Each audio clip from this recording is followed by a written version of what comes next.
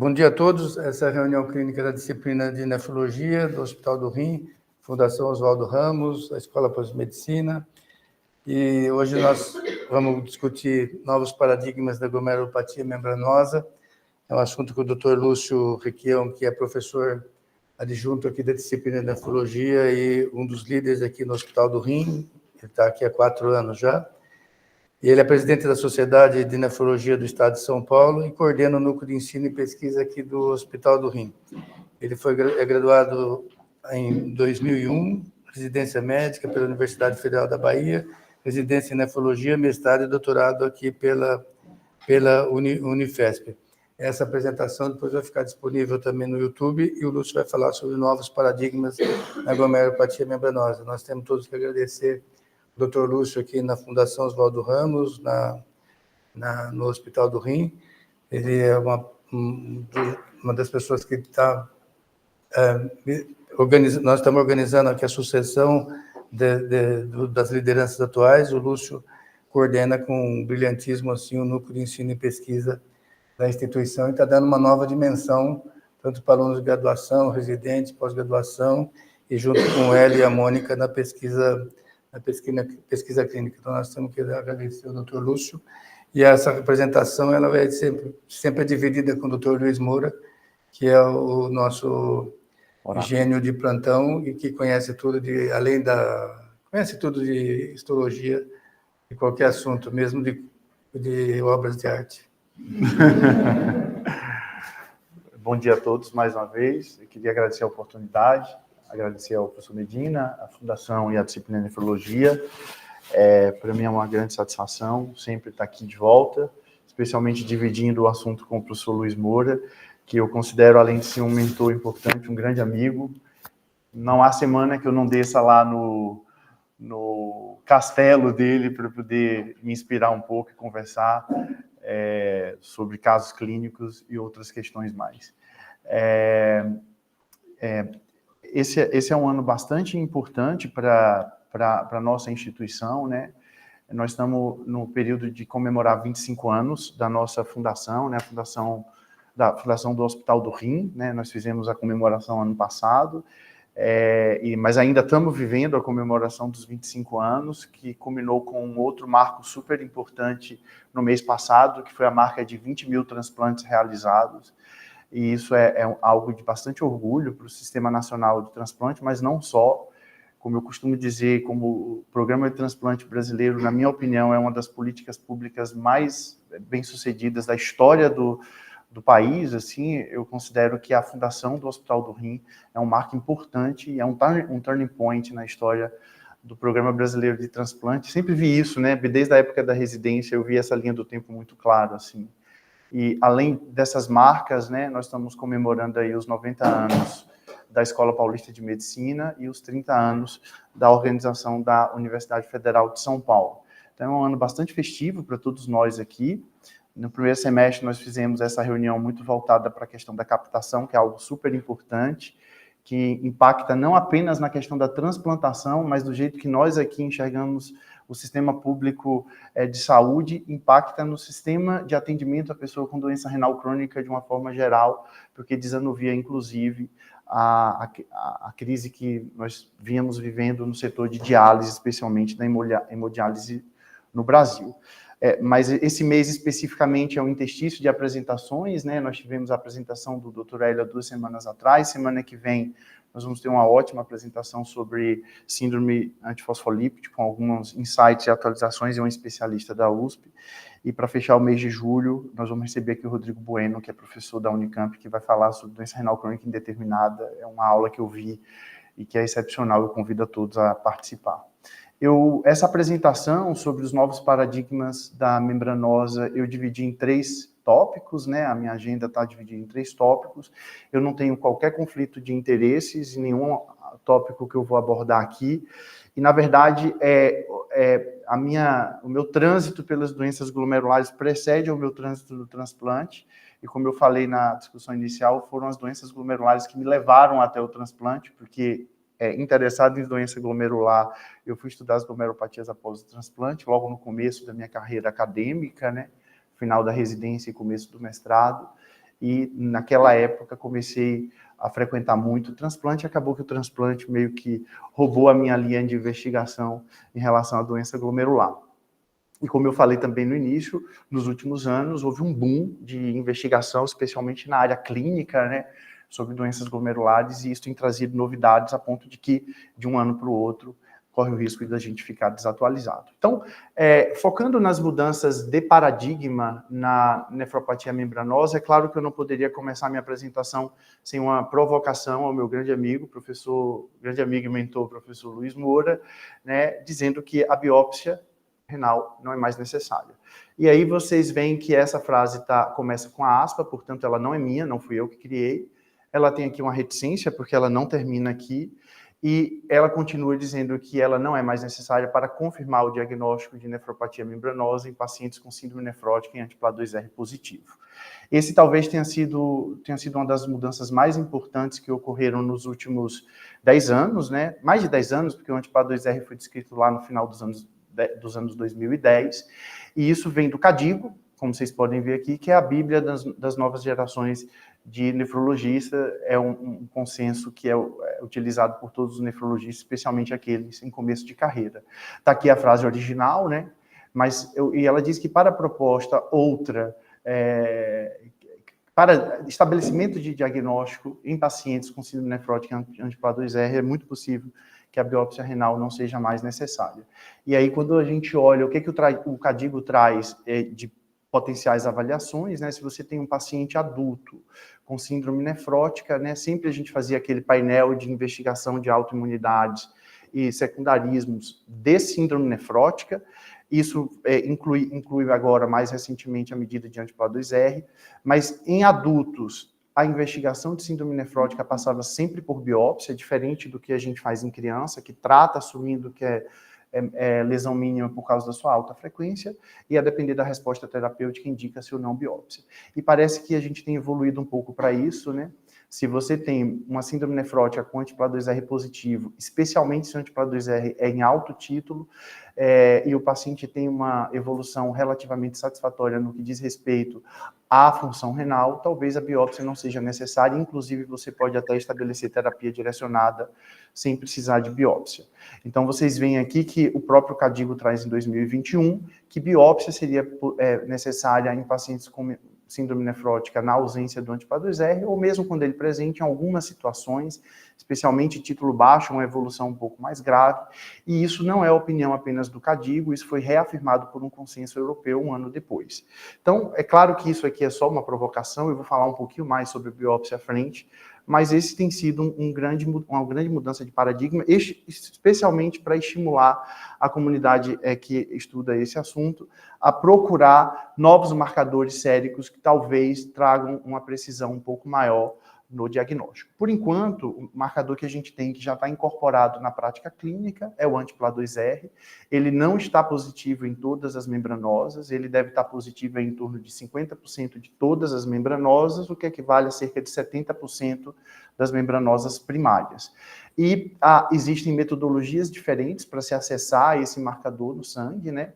Indo da mais sensível a menos sensível aqui nesse diapositivo, né? O Western blot sendo a mais sensível, mas indisponível para a prática clínica, e o ELISA, que é de menor sensibilidade, e é aquele que todos nós usamos aqui, é o que tem disponível nos laboratórios do Brasil, e ele nos dá uma avaliação dicotomizada de positivo ou negativo, mas além disso é possível que a gente tenha avaliação de títulos, inclusive correspondência de gravidade de doença e de evolução com os títulos que nós encontramos, né? E, como intermediário, uma metodologia de imunofluorescência, que é mais sensível do que o ELISA, entretanto, os resultados são semi-quantitativos, na melhor das hipóteses, porque ele é positivo ou negativo, e a gente consegue fazer uma avaliação semi-quantitativa se fizer diluições. O que nós temos hoje na prática clínica, que está incorporado nos últimos 10 anos, é a pesquisa de anti-PLA2R, que está indicada para todo adulto com síndrome nefrótica, através de ELISA, e não só ele estando positivo, acima de 14, mas o título nos diz bastante coisa. E a pergunta seguinte é o quanto que esse marcador é confiável.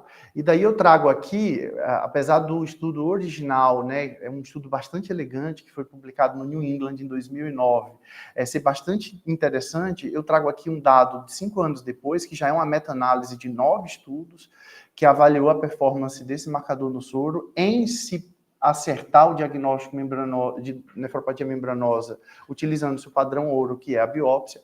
E o que vocês podem ver aqui é que ele peca um pouquinho em sensibilidade, né? Então, os dados meta-analisados alcançam a sensibilidade de 78%. Entretanto, a especificidade, que é um marcador importante aqui, que seja se é positivo, e você está dizendo que através dessa positividade ele é membranosa, ele é realmente membranosa, é de 99%. E quando se avalia a acurácia desse marcador, vocês veem que poucas vezes eu encontro uma área sobre a curva de um marcador como esse aqui. Quer dizer, nós estamos avaliando aqui um marcador que é semi-quantitativo ou até linear, mas aqui é avaliado como positivo ou negativo, em se acertar um diagnóstico que também é dicotômico, positivo ou negativo. E esses dados meta-analisados encontram a área sobre a curva quase perfeita de 0,96. Então, parece que para este fim, ele é um marcador de boa qualidade. E aí, com ou sem biópsia, uma das mudanças de paradigmas que já está incorporada na prática clínica é que você deve utilizar o anti-PLA2R para planejar a jornada do seu paciente. E, de novo, voltando à Bíblia dos nefrologistas mais de início de carreira, que é o CADIGO. Então, uma vez que nós temos o diagnóstico de uma síndrome nefrótica associada a anti-PLA2R, ou se você fez uma biópsia, é uma membranosa com anti-PLA2R, vocês veem aqui que você pode planejar o tratamento do seu paciente de acordo com o comportamento do anti-PLA2R. E talvez, mais do que para o diagnóstico, aqui esteja a grande questão do anti-PLA2R. Se você tem um diagnóstico na biópsia de uma doença membranosa, você pode utilizar o comportamento de 3 meses ou de 6 meses do seu paciente para você definir, vou imunossuprimir ou não vou imunossuprimir, porque há pacientes que vão remitir, e isso está associado com a redução do título do anti-PLA2R e até o seu desaparecimento, e talvez esse paciente não precise ser exposto à terapia imunossupressora. Por outro lado, há pacientes que vão persistir ou vão até aumentar os seus títulos, e são aqueles pacientes que certamente terão doença persistente ou até progressão para perda de função renal, e você deve considerar terapia imunossupressora. Um outro ponto que nós temos discutido nos últimos anos é se essa classificação de primária e secundária que nós discutimos aqui previamente, se ela faz sentido. E aí, o CADIGO traz esse diapositivo que é relativamente simples, né? Quer dizer, em 2021, como é que a gente ainda está avaliando, viu, professor Medina, como eu respondi, do mesmo jeito que era 20 anos atrás, quando eu era residente, né? Quer dizer, o que vai fazer? História clínica bem feita, né, e talvez isso seja suficiente para você encontrar sinais de lúpus, ou de sífilis, ou de outra doença que esteja associada com o desenvolvimento de glomerulopatia membranosa secundária, um perfil das principais infecções associadas, um ultrassom de rim, avaliar neoplasia em pacientes em que a idade é apropriada fazer isso, enfim. É uma história clínica bem feita, sempre pesquisar lúpus, né, porque é uma doença, é uma alteração patológica que está muito associada ao lúpus. Entretanto, os próprios antígenos alvos, e aqui começando pelo anti-PLA2R, como eu falei, que foi descrito em 2009, também tem algo a nos dizer sobre essa classificação em primária e secundária. Né? Então, em 2009, nós tivemos a descoberta do anti-PLA2R, mostrando que de 50% a 80% dos pacientes que têm a doença primária têm um anti-PLA2R positivo. Então, ao invés de chamar de primária, nós passaríamos a chamar de membranosa anti-PLA2R associada. Depois, 5 anos depois, apareceu a antitrombospondina, que, apesar de ter uma forte associação com a doença primária, em 16% dos casos tinha malignidade. Então, talvez neste indivíduo que tem esse marcador, você poderia investigar de uma forma mais aprofundada uma malignidade, mas eu queria chamar a atenção o que aconteceu aqui em relação a esses marcadores nos últimos anos, especialmente a partir de 2019. Isso aqui é pesquisa de antígenos no tecido, não são marcadores séricos como esse aqui, mas vocês veem que há um estabelecimento bastante interessante de alguns marcadores teciduais com lúpus, como esse XT1 e 2, TGF-beta-R3, então seriam 2 marcadores de que aquela membranosa é lúpus, mesmo que o paciente ainda não feche o diagnóstico de lúpus, como eu vou mostrar mais à frente, uma forte associação entre esse antígeno e malignidade, né, o NEL1, e doença associada a transplante de medula óssea halogênico, até marcador para membranose induzida por sífilis. Então, quando esse painel aparece, um grupo de patologistas e de clínicos se reúne justamente para questionar se há necessidade de você classificar em primária e secundária. Eles chegam até a dizer que essa classificação está relativamente ultrapassada, né? Isso foi capitaneado por um grande amigo do professor Luiz, o Sanjeev.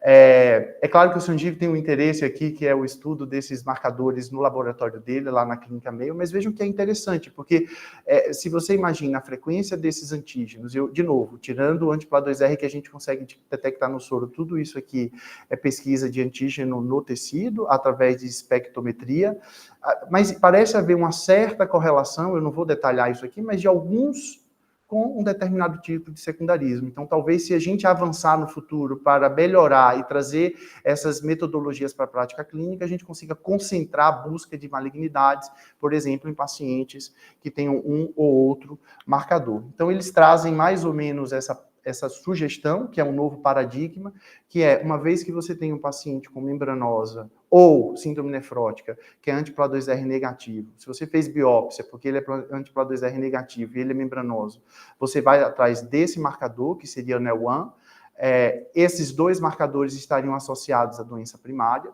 e aí você ficaria confortável de não precisar nenhuma investigação a mais. Se ele também é negativo, daí você poderia ir aos mais frequentes, especialmente esse aqui, que está associado com doença neoplásica, e eventualmente outros marcadores que poderiam te direcionar para a pesquisa de secundarismo. E aí, quando eu apresentei isso a primeira vez, do caderno de patologia esse ano, eu recebi uma boa crítica, que foi muito justa, e por isso eu trago aqui a foto do Luiz Moura, o oráculo me abençoando aqui no Congresso Paulista de 2017, porque ele de fato é a luz que ilumina todos nós aqui, e ele trouxe uma pergunta muito simples e que ele tem toda a razão, assim, eu preciso de um marcador de antígeno, um marcador antigênico no tecido para diagnosticar sífilis? É claro que não. O diagnóstico de sífilis, ele é meramente clínico, ou você pode fazer um diagnóstico sorológico sem precisar ir atrás de um marcador.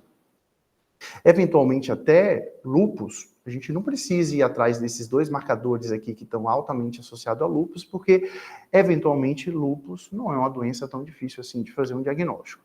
Entretanto, existem algumas situações que não são muito frequentes, mas que esses marcadores poderiam nos ajudar.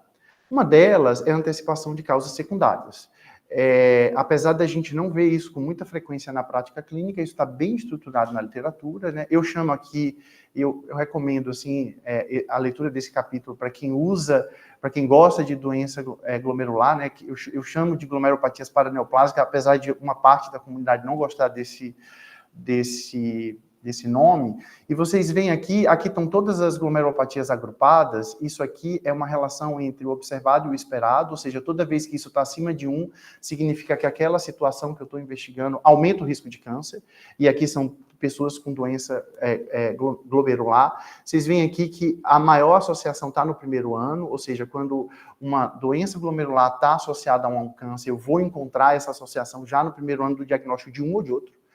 E isso vai diminuindo ao longo do tempo, né? Mas não é infrequente que a gente faça um diagnóstico primeiro de uma doença glomerular para depois aparecer um câncer. A gente vê isso em lesão mínima, com doenças linfoproliferativas e, eventualmente, em membranosa com adenocarcinoma de pulmão ou de colo. Então, ele pode ser antecipatório.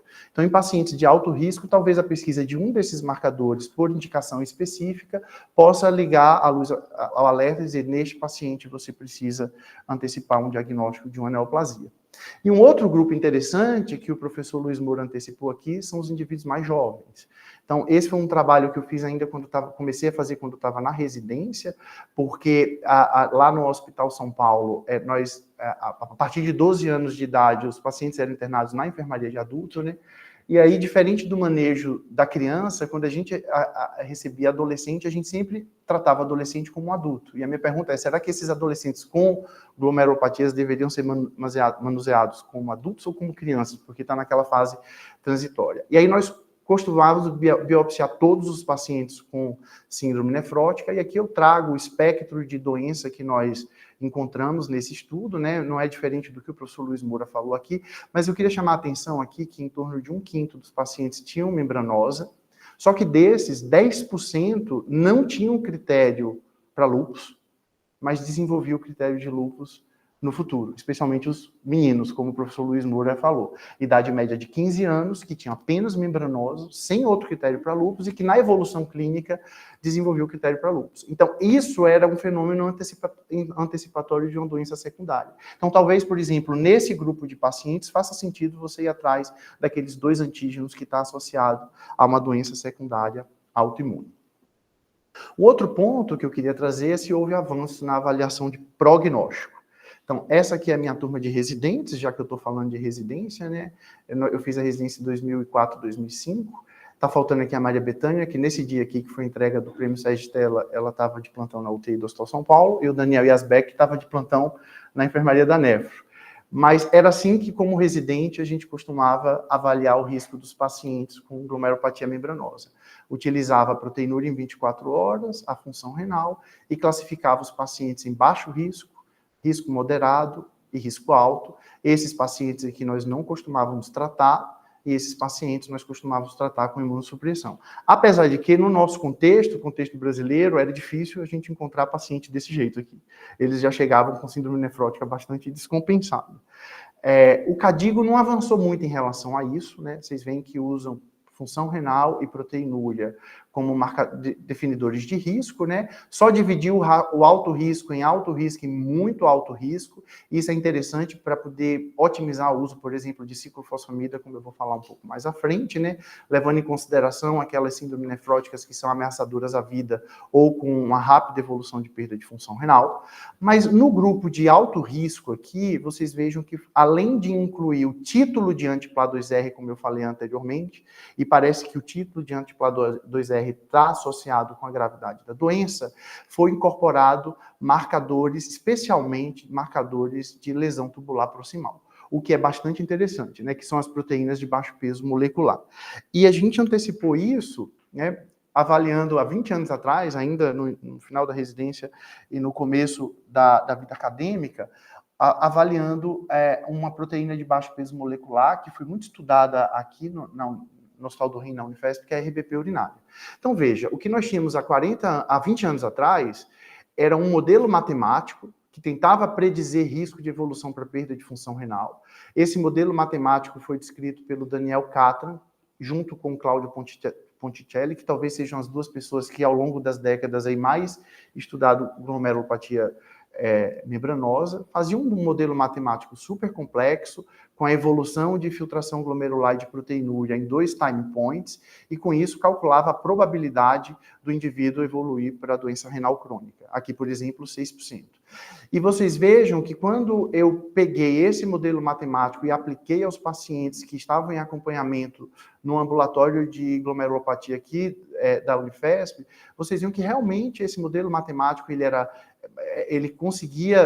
maior, né? A probabilidade de doença renal crônica era maior naqueles pacientes que realmente evoluíam com doença renal crônica, mas como vocês veem aqui por esses box plot, a dispersão era muito grande, então não parecia ser assim um modelo matemático tão acurado. E aí eu fui ver a RBP urinária. Então eu peguei aqui um grupo de pacientes que tinham dosagem de RBP urinária, portanto um marcador de lesão tubular bastante precoce, antes do tratamento. E vocês veem que, primeiro, eu vi que havia uma relação muito boa, uma correlação muito positiva entre o nível urinário de RBP e a probabilidade de insuficiência renal crônica pelo modelo matemático Daniel Catran. Entretanto, a capacidade preditora da RBP era muito melhor. Vocês veem aqui, eu coloco aqui para comparar, né? Essa era a diferença dos pacientes que realmente evoluíam de quem não evoluía para doença renal crônica utilizado o modelo matemático, e essa foi a diferença que eu encontrei utilizando a RBP urinária. Então, acho que o CADIGO fez bem em reconhecer, alguns anos depois, que a medida de proteínas outras que não albumina, teste de seletividade ou medidas de proteína de baixo peso molecular, talvez seja um marcador de preditor de risco, especialmente naqueles pacientes que têm anti-PLA2R negativo, porque nos anti-PLA2R positivo, o título de anti-PLA2R parece responder essa questão. Então, o que eu disse até aqui? Que é possível que em adultos com síndrome nefrótica e anti-PLA2R sérico positivo, você possa planejar o manejo inicial do seu paciente sem biópsia, assumindo que se trata de uma nefropatia membranosa. Você pode, inclusive, utilizar a evolução do anti-PLA2R para a tomada de decisão antes de realizar ou precisar realizar uma biópsia. Mas é muito possível que após uma investigação inicial de síndrome nefrótica, você, assim como eu, continuaremos fazendo biópsia renal. E neste caso é sempre muito bom ter um ótimo oráculo patologista ao seu lado, como nós temos aqui o Dr. Luiz Moura, para discutir o caso. Se for fazer a biópsia, é possível ser mais preciso no diagnóstico, por exemplo, avançando nas pesquisas desses antígenos alvos, como a oncologia tem feito hoje para poder otimizar o tratamento e personificar, personalizar os tratamentos. Talvez sim, mas a gente não tem essa resposta ainda muito bem estruturada. É possível que haja espaço para diagnósticos mais precisos, portanto, além das alterações morfológicas tradicionais. Ainda não sabemos se os marcadores histológicos serão incluídos na prática clínica, mas certamente para alguns pacientes haverá necessidade de incorporar marcadores específicos, como eu falei, a exemplo do que ocorre na oncologia, e é possível que recursos de predição de prognóstico possam ser mais refinados, a exemplo do que nós temos hoje na nefropatia pela IgA. Avançando um pouquinho mais nas discussões de novos paradigmas, o que é que nós temos em relação ao tratamento? Né? A base do tratamento da doença membranosa sempre foi observe e aguarde. Né? E aí isso também tem mudado. Né? Utilizando, então, o padrão de classificação de risco do CADIGO, voltando à Bíblia dos nefrologistas em início de carreira, vocês veem que uma parte boa dos pacientes, aqueles que estão classificados no baixo risco, no moderado risco, você pode optar por não instituir uma terapia imunossupressora e observar a evolução em 3 a 6 meses, porque alguns desses pacientes podem remitir. Eu acho até que a gente tem dificuldade de aplicar isso da prática brasileira, porque os pacientes chegam, sobretudo do serviço público, um pouco já com esse período de 3 a 6 meses de observação, né? Eventualmente a gente encontra paciente em início de diagnóstico de síndrome nefrótica e talvez você possa fazer isso. Mas naqueles pacientes de alto risco, de muito alto risco, você vai precisar traçar um esquema imunossupressor para tirar o seu paciente da síndrome nefrótica. E vocês veem aqui que isso está relativamente organizado e baseia-se em uso de rituximab, inibidor de calcineurina e ciclofosfamida associado a corticoide. Então, de uma forma resumida, na terapia protetora, né, o uso de inibidores da ECA, o bloqueador do receptor da angiotensina, isso já está bem estabelecido. Nós não sabemos qual é o papel dos novos indivíduos associados à terapia protetora, e eu não vou abordar isso nessa aula. O rituximab tem sido consolidado como uma terapia de primeira escolha. Os inibidores de calcineurina, como eu falei em resposta ao Dr. Hélio na discussão inicial, são ótimas oportunidades, mas eles devem ser considerados terapia de segunda linha. E a ciclofosfamida, a velha ciclofosfamida, e talvez aqui por causa de um pouco de imprecisão ainda nos diagnósticos, né, tem eficácia comprovada, e a eficácia dela é indiscutível, mas os eventos adversos são preocupantes. Ela ainda é a primeira opção para alguns pacientes, como aqueles de altíssimo risco de progressão, síndrome nefrótica com sinais de alarme e perda progressiva de função. Se a gente for dar uma olhada no cenário geral do que a gente tem de tratamento, essa é uma meta-análise de 25 estudos, publicada até 2021, e isso é importante porque de 2021 para cá algumas coisas andaram mudando em doenças glomerulares, né?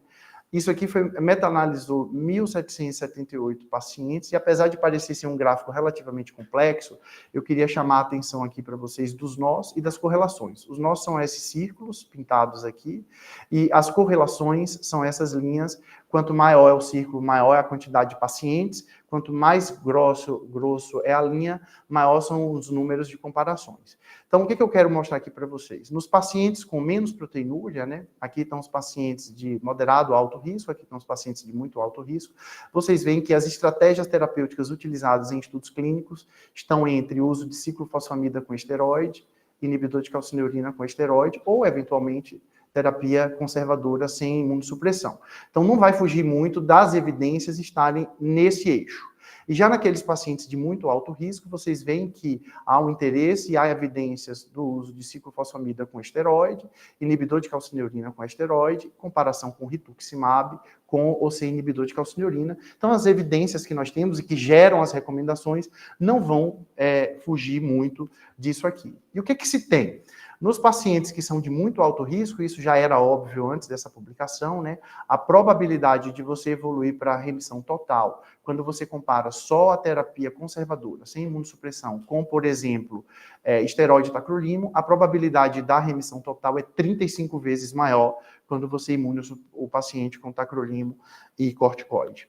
Mas naqueles pacientes que têm uma proteinúria menor, e aqui se enquadram os pacientes que foram considerados de baixo risco também, vocês veem que só aguardar com terapia conservadora, comparado com, por exemplo, tacrolimo e esteroide, usar tacrolimo e esteroide aumenta em 10 vezes a probabilidade de você encontrar uma remissão total e manter o seu paciente em remissão total. Então, do ponto de vista dos paradigmas, a primeira pergunta é se nós vamos aposentar a ciclofosfamida. Enquanto o diagnóstico for genérico, provavelmente não. Diagnósticos genéricos, a gente faz tratamentos genéricos. Vocês vejam que há um interesse em se avaliar a eficácia e a segurança da ciclofosfamida em estudos recentes, 2021, publicado aqui, nos 2 principais jornais de nefrologia que existem. O JASN, que é da Sociedade Americana de Nefrologia, e o Kidney International, que é da Sociedade Internacional. Esse estudo aqui comparou pacientes de alto risco de progressão, que ficaram 6 meses em observação e depois eles foram randomizados para usar a terapia cíclica com ciclofosfamida e corticoide comparado com tacrolimo e rituximab, e aqui é o desfecho de remissão completa ou parcial. Vocês veem aqui que a eficácia da ciclofosfamida foi maior do que o uso de tacrolimos com rituximab. E em estudos em paciente com mais baixo risco, vocês veem aqui pela evolução tanto da proteinúria quanto da albuminúria, de que a terapia cíclica utilizando ciclofosfamida com corticoide foi semelhante a utilizar o rituximab. Então é possível que a gente ainda precise da ciclofosfamida nos próximos 10 anos, especialmente para alguns pacientes. Mas, de fato, a terapia padrão hoje é o rituximab, e o que definiu o rituximab como terapia padrão foi o estudo MENTOR, que foi um estudo concebido e desenvolvido por um brasileiro, Fernando Fervenza, que está nos Estados Unidos, é um estudo multicêntrico, e ele comparou, portanto, o uso do rituximab com ciclosporina em pacientes com síndrome nefrótica de médio risco, médio a alto risco, e o que vocês veem aqui é que alcançar uma remissão parcial ou completa da doença foi muito mais frequente naqueles pacientes que utilizaram rituximab, 60% contra 20%, com a diferença aqui de 40%. Então, a terapia com rituximab foi muito mais efetiva, podendo-se, inclusive, utilizar doses adicionais de acordo com o nível sérico de CD19 ou até o CD20. Se a gente for detalhar um pouquinho os dados desse estudo, ele avaliou também falha de tratamento como desfecho exploratório ou secundário, e a definição de falha de tratamento foi uma redução na proteinúria mais baixa do que a remissão parcial ou recaída, término prematuro por evento adverso, usos diferentes de imunossupressão para resgate ou ausência de remissão completa ou parcial aos 24 meses, e que vocês veem que aqueles pacientes que estavam em uso de rituximab tiveram uma sobrevida livre de falha de tratamento muito maior do que a ciclosporina em até 24 meses, com a redução de probabilidade de falha de tratamento da ordem de 85%. Outros estudos surgiram depois disso, mas esse estudo padronizou o rituximab como terapia de primeira escolha. E o que a gente vê aqui também, detalhando um pouco esses dados, é que o uso do rituximab estava associado com a manutenção, ou pelo menos uma instabilidade de função renal muito maior do que a ciclosporina, e aqui a evolução da proteinúria, que a queda foi muito mais robusta no rituximab do que na ciclosporina. Então, do ponto de vista de tratamento, o rituximab é a terapia de primeira escolha. Nós não vamos abandonar os inibidores da calcineurina, especialmente porque eles são muito fáceis de ser utilizados, mas o tratamento com rituximab pressupõe 2 doses, é mais simples, eventualmente 3 doses, mas precisa ter um cuidado na nossa população com as infecções, especialmente tuberculose, e a gente precisa ter um cuidado para avaliar a tuberculose latente nesses pacientes.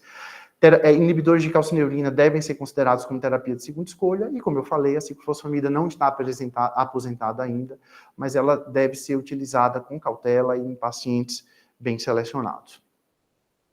Para finalizar, eu tenho mais 2 pontos muito rápidos. Um deles é se o anti-PLA2R pode predizer a resposta terapêutica.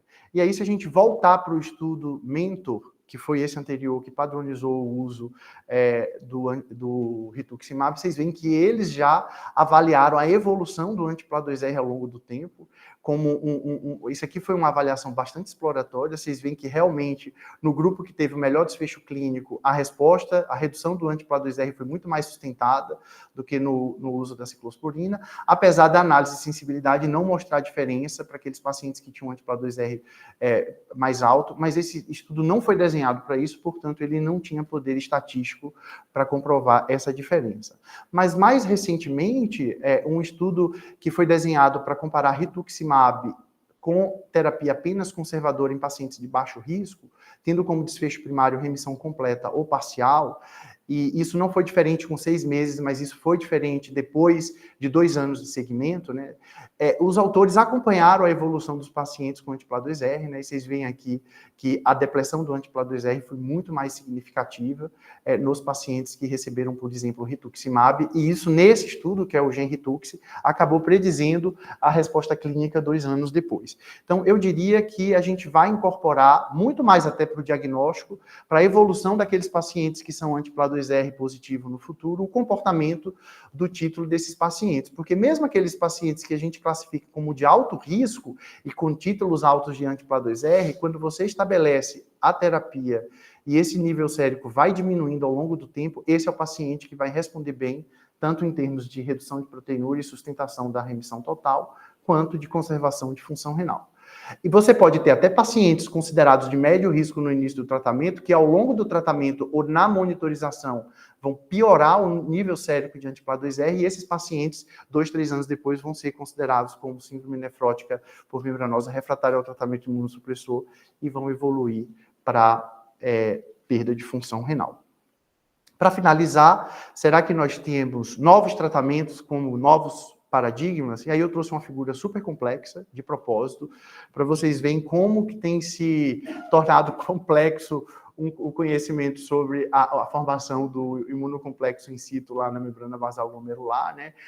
Aquilo que eu respondi ao Dr. Hélio, né? Que a resposta autoimune muito semelhante ao que a gente vê na resposta aloimune, mas eu queria chamar a atenção aqui nesse diapositivo complexo, esse ponto aqui, que talvez seja a próxima mudança de paradigma que nós vamos ver na próxima década, que é o bloqueio da via do complemento, que parece estar associado com o desenvolvimento da lesão.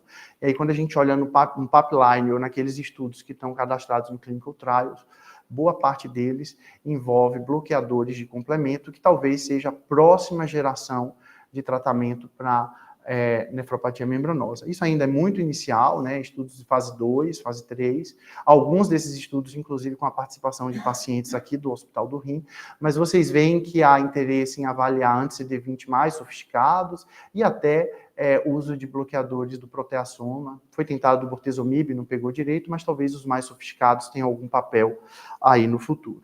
Então, para finalizar, o diagnóstico de nefropatia membranosa tem evoluído para padrões mais específicos de antígenos-alvos, o que provavelmente facilitará o entendimento dos mecanismos de lesão e suas causas, mas, por enquanto, nos casos em que o anti-PLA2R é positivo, ele pode ser utilizado para o planejamento da jornada do paciente.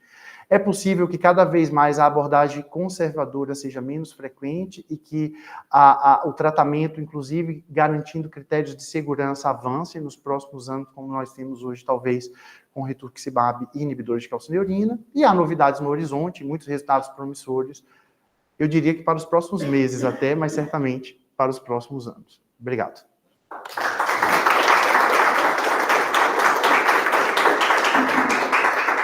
Carlos, parabéns aí, super apresentação assim, de abertura de congresso.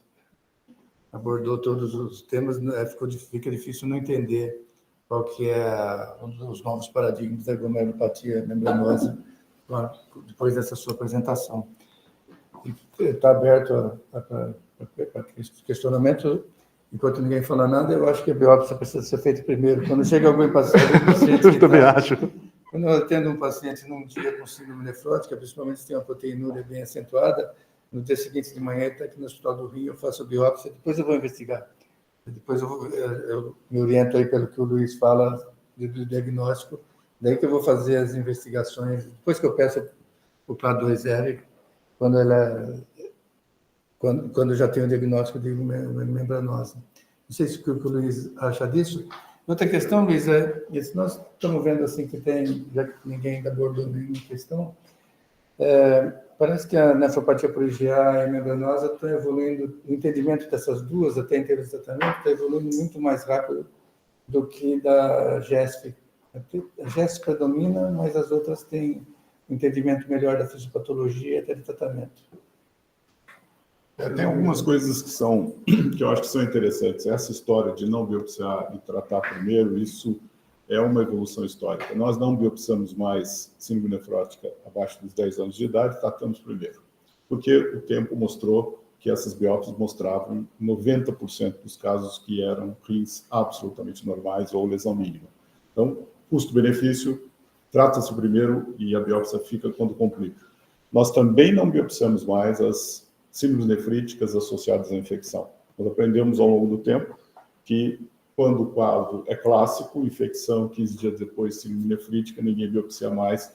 A biópsia é feita somente naqueles casos que têm persistência de proteinúria ou síndrome nefrótica, ou seja, casos que desviam do padrão.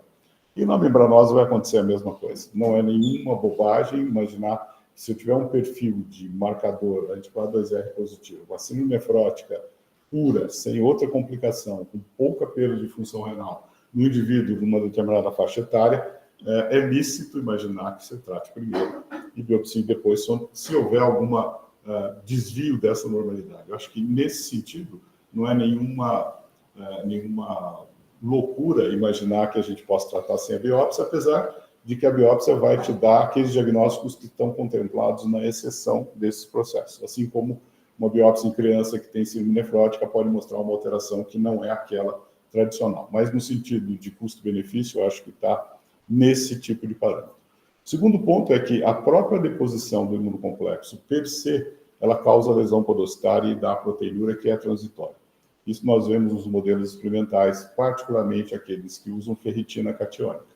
Então, a ferritina é transformada em catiônica, injetada no animal, ela passa pela alça capilar, deposita debaixo do pé do podócito, porque ela não consegue passar pelo diafragma de filtração, e a simples presença desta ferritina na região do podócito altera a estrutura e dá proteinúria.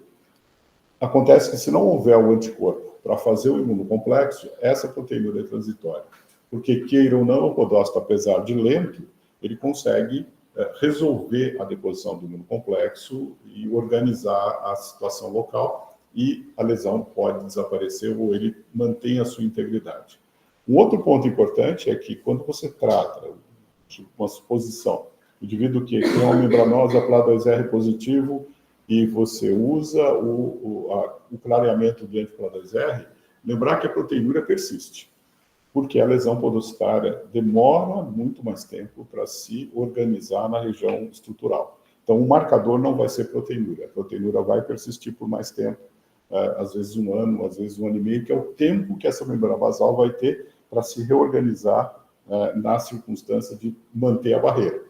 A alteração estrutural vai persistir, portanto, mesmo tratando o indivíduo, PLA2R cai, proteinúria depois de um certo tempo cai.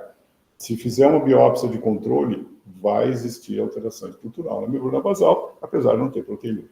A validade disso, ou pelo menos a compreensão disso, é que o mecanismo de organização dos depósitos subepiteliais, ele é diferente daquelas dos depósitos subendo. Subendo é rápido o clareamento, endotélio clareia, exemplo clássico, pós-infecciosa.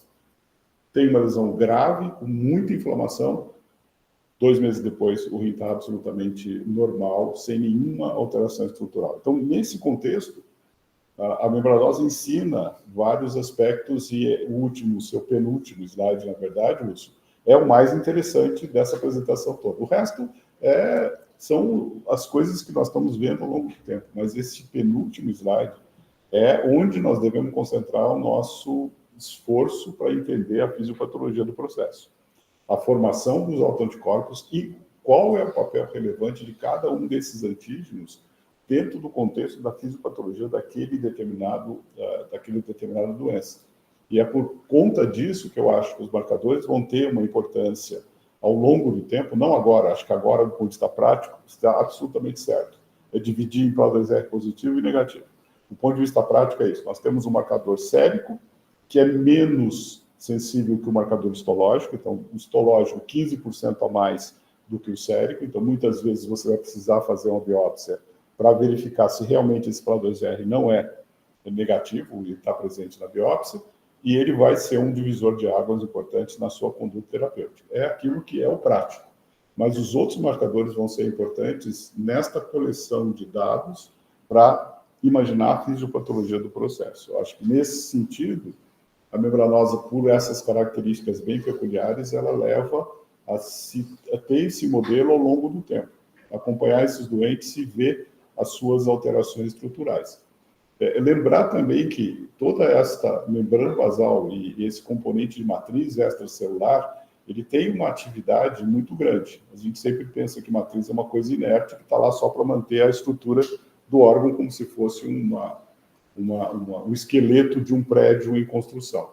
Mas a matriz extracelular, ela é extremamente viva. Ela tem uma composição estrutural de moléculas que é uma coisa absurda.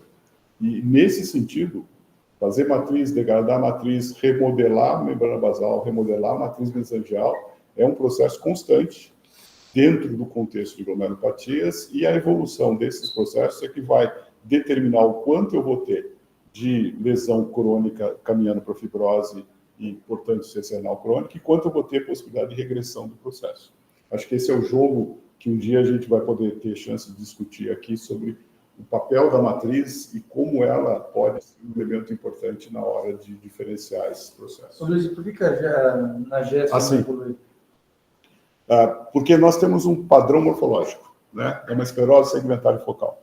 Nós precisamos, dentro desse padrão, separar quem são podocitopatias primárias e quais são os antígenos daquele grupo, das outras lesões que podem ser cicatriciais, secundárias, por hiperfluxo, etc, etc. Então, o pacote é muito grande, mas dentro dele tem elementos muito diferentes entre si. Você precisa determinar cada um deles. É muito frequente? É. Mas as formas de podocitopatia primária, elas só representam um contingente dentro das glomeruloscleroses focais. Nefropatia já é um diagnóstico mais específico. Então, você consegue determinar muito bem o caso naquele que você está trabalhando. Membranose é a mesma coisa. Você consegue ter um diagnóstico muito mais claro dentro da patogênese. E por isso elas evoluem mais nesse sentido. Nas glomeruloscleroses, nós temos esse fator. Então, a lesão podocitária pode ser secundária. Dentro de qualquer circunstância. Eu posso ter glomerulosclerose e nefropatia IgA, eu tenho glomerulosclerose e nefropatia membranosa, por exemplo, e isso tem um efeito prognóstico diferente, assim como tem na nefropatia IgA. E o importante é saber como essa lesão podocitária se dá. Por isso a dificuldade de separar casos puros para colocar dentro de uma caixa e para poder avaliar o futuro desse tipo de coisa. Posso. Em relação à questão da biópsia, acho que está absolutamente certo, professor. A gente... foi uma coisa que eu perguntei para o Dr. Hélio 2 semanas atrás sobre as recomendações de consenso, né? Depender da geração onde você está, você usa de um jeito ou de outro. Eu, na fase atual minha, eu uso o consenso justamente para dizer estou desviando um pouco de um lado, estou desviando um pouco do outro.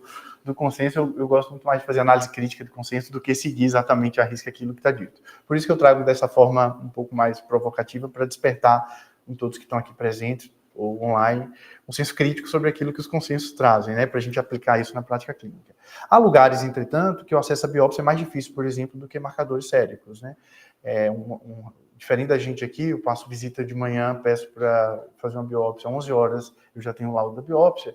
Em alguns lugares, essa realidade, mesmo nos Estados Unidos, né, professor, a gente estava conversando com a Carmen, que veio para o curso de patologia, apesar dela ser do Canadá, assim, as lâminas viajam, né, ou então através de novas metodologias de envio de imagem, mas às vezes um laudo sai 2, 3 semanas depois.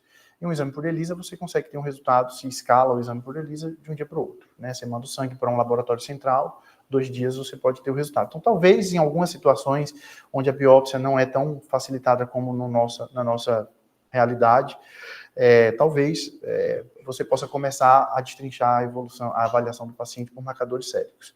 Do ponto de vista da GESP, eu acho que o senhor tem toda a razão, é muito mais complexo porque GESP não é doença, né? É um padrão morfológico, como o professor Luiz falou. Apesar de, até da própria GESP, ter aparecido alguns avanços nos últimos 2, 3 anos. Alguns anos atrás, apareceu com muito entusiasmo a via de apresentação de antígeno, que é a mesma do CTLA4, que é utilizada, por exemplo, o imunossupressor belatacept bloqueia, né?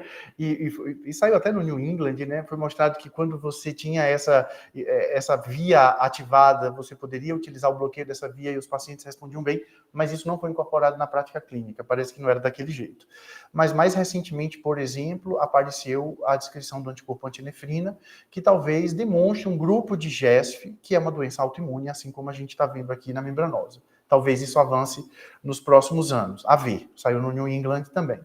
E um outro grupo que tem aparecido com uma certa frequência, tem até um estudo em andamento aqui no Hospital do Rim, são aquelas glomerulosclerose segmentar e focal que estão associadas à mutação da APOL1, que talvez seja uma doença específica e que não tenha boa resposta a imunossupressor e talvez precise de uma terapia específica. Eu acredito que nos próximos anos a gente deve ter algum avanço também no campo da GESF.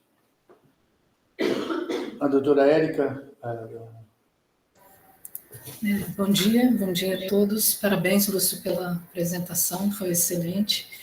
Eu tenho uma dúvida em relação à impressão que vocês têm do compartimento tubo intersticial, não só em termos de progressão da doença, como resposta ao tratamento, né? Será que a gente tem subavaliado isso nos ensaios clínicos, em resposta às medicações? A gente é um paradigma que também você acha que vai mudar ao longo da próxima década? Eu acho que sim, Érica. Obrigado pela pergunta. Apesar de a gente não entender direito qual que é exatamente o mecanismo, né? Mas eu acho que sim. A minha tese de doutorado, inclusive, foi o estudo do comportamento da célula tubular proximal durante a infecção pelo citomegalovírus. Então, eu especialmente, era bastante interessado nesse ponto. Era mais do que sou hoje eu sou menos interessado, mas eu acho que você tem razão. O compartimento tubulo-intersticial deve ter um papel importante naqueles progressores, né, naqueles pacientes que vão progredir. Acho até que na doença por diabetes também. Tem um estudo muito elegante que mostra, por exemplo, o comportamento da célula tubular proximal com e sem trânsito de glicose. E ela muda o fenótipo dela, apesar do genótipo ser o mesmo, ela muda o fenótipo. Então, eu acho que sim. Eu só tenho dúvida se realmente o mecanismo disso é o que foi meio que utilizado como explicação nos últimos anos, que seja a transdiferenciação epitélio-mesenquimal. Eu tenho um pouco de dúvida se é esse o mecanismo, mas eu acho que o compartimento tubulo-intersticial é fundamental na promoção, produção e progressão de fibrose. Só não consigo entender ainda qual é o mecanismo que está por trás disso, por exemplo, numa doença que vaza proteína, mas talvez seja a mudança do comportamento da célula tubular proximal em termos da sua expressão fenotípica, não necessariamente ela mudando para um fibroblasto, como é o pensamento de quem defende a transição epitélio-mesenquimal. Eu penso mais numa toxicidade direta ali da albumina no túbulo, né? Então, ativando outras vias de sinalização de inflamação, estresse oxidativo. Mas acho que por essa linha mesmo. Obrigada.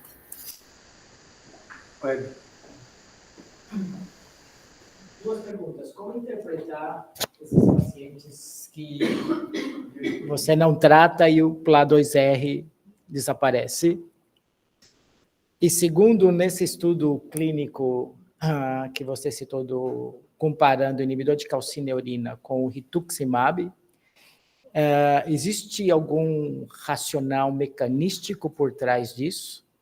Ou seja, inibir a produção de anticorpo T dependente ou só B faz diferença? Duas perguntas difíceis. A primeira eu vou dar uma resposta bem genérica, assim, utilizando também um conceito teórico que é aplicado nos pacientes que têm anti-HLA e não fazem qualquer tipo de lesão, que é a tal da teoria descrita pelo Colvin da acomodação. É possível que haja, e eu não sei dizer exatamente o que é uma acomodação, o professor Luiz pode me ajudar, mas de fato Colvin descreveu isso. Pacientes que desenvolvem anticorpo, às vezes até depositam um pouquinho e não acontece nada, nem com a função renal, nem com progressão de lesões morfológicas, e depois o paciente fica bem. A gente vê isso muito claramente nos anticorpos anti-isoglutinina A e B, quando se faz transplante ABO incompatível, como, por exemplo, no Japão e na Dinamarca. Tem um risco ali de ter lesão tecidual nas primeiras 3 semanas, depois o anticorpo está lá, até aumenta de título e o paciente não tem lesão. Então, é chamado genericamente de acomodação, mas eu não sei exatamente o que isso significa. A segunda pergunta é, do ponto de vista da inibidor de calcineuridina, além do papel na célula T, que eu acho que é fundamental e precede a função na célula B, ele também tem papel de estabilização de podócito, que a membranosa não é só uma doença da matriz. É como o podócito repara essa matriz na presença do imunocomplexo. E o próprio rituximab também tem ação reparador de podócito. Isso está bem estabelecido, assim, do ponto de vista fisiopatológico. Não sei o quanto que isso se traduz translacionalmente na evidência clínica, mas eu tenho a impressão que a célula T é importante e eu tenho a impressão que a estabilização do podócito é importante. A Mônica, uma pergunta. Bom dia, doutor Lúcio, obrigada pela aula. A gente também tem, né, os estudos em glomerulopatia, a gente tem 31 estudos hoje e 3 são em membranosa. E uma das coisas que a gente discute muito com a indústria é sobre inclusão e achar esses pacientes. E esses pacientes, a gente discute muito sobre se são diagnosticados ou são subdiagnosticados, né? Então, a gente falou muito aqui de biópsia. Então, qual que é a impressão do senhor se esses pacientes são diagnosticados aqui no Brasil e no mundo? E se a gente não está tratando adequadamente esses pacientes devido a um diagnóstico não adequado ou não diagnosticado? Para alguns grupos de pacientes, talvez sim. Eu acho que, no geral, não. No geral, os diagnósticos histológicos, morfológicos são precisos e os tratamentos bastante adequados. Eu acho que a próxima evolução em termos de doença glomerular, especialmente nessas doenças que você pode ter antígeno-alvos diferentes, a gente vai evoluir para o que aconteceu na oncologia. Diagnósticos muito mais precisos para você ter tratamentos mais pontuais. Eu sempre, quando falo isso, uso um exemplo que eu vi no meu consultório. Um colega meu, oncologista de outra instituição, me mandou um paciente para avaliar, e esse paciente foi diagnosticado com tumor de pulmão através de uma metástase cerebral. E aí eles fizeram uma pesquisa de um determinado marcador X, que eu não sou nem capaz de repetir o nome, e era positivo, e esse paciente passou a tomar uma pílula uma vez por dia, que era alguma coisa voltada contra esse marcador X, que eu também nunca tinha ouvido falar o nome. Tanto que eu atendi o paciente, pedi alguns exames gerais, pedi volte daqui a uma semana, porque o objetivo era eu passar a semana estudando esse novo marcador para entender se a alteração na creatinina que ele apresentava tinha a ver com isso. E, na verdade, isso tinha sido 6 meses depois que o paciente tinha tido o diagnóstico e ele tinha 0 lesão na cabeça e 0 lesão no pulmão. Então, eu acho que se a gente sofisticar um pouco melhor os diagnósticos, em alguns casos, talvez a gente tenha tratamentos mais precisos. De qualquer maneira, o que a gente vê, Mônica, nos últimos... e você está sendo testemunha disso, 5, 10 anos, é um avanço muito grande nos tratamentos das doenças glomerulares, mesmo com os padrões de diagnóstico que nós temos baseado na morfologia que a gente tem atual, com respostas bastante satisfatórias, com melhora de eficácia e com melhora de segurança. Ô, Luiz,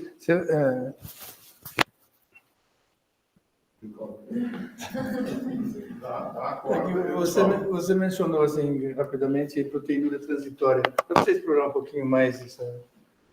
Então, basicamente, o que nós temos em termos de conhecimento da fisiopatologia é que a lesão podostária e proteinúria têm uma ligação muito intensa entre si, apesar de não serem necessariamente 100% esse tipo de coisa. Há situações em que a alteração estrutural do podócito existe, é visível, é vista na microscopia eletrônica e o indivíduo não tem proteinúria. Isso nós vemos, por exemplo, em doença de Fabry, que tem... o podócito está cheio de inclusões e muitas vezes esse indivíduo não tem proteinúria. E, em comparação a outros em que a quantidade de inclusões é muito pequena, mas ele tem uma proteinúria copiosa. Então, é uma relação muito íntima entre proteinúria e lesão podostária, mas em algumas circunstâncias fica pouco claro o quanto uma tem a ver com a outra ou o quanto uma precede o aparecimento de outra. Em alguns modelos experimentais, como, por exemplo, o uso de puromicina, o uso de determinadas lesões tóxicas ao podócito ou drogas tóxicas ao podócito, é possível verificar a proteinúria antes do aparecimento da lesão podostária. E isto criou um certo cisma na literatura em que a lesão podostária pode não necessariamente representar o elemento morfológico que se associaria à proteinúria. Então, a proteinúria, pensando agora na regra, que seria lesão podostária igual proteinúria, ela vai ser persistente o quanto persistir a lesão podostária. O podócito tem um tempo para se recuperar. É uma célula mais lenta, então, dependendo do grau de lesão podostária, eu posso ter a persistência desse defeito e a persistência da proteinúria. Lembrar que todos os determinantes antigênicos superficiais do podócito, eles são transmembrana. Estão todos conectados com o citoesqueleto. Em qualquer ponto que eu mexer nesses determinantes periféricos do podócito, ele desmonta do mesmo jeito.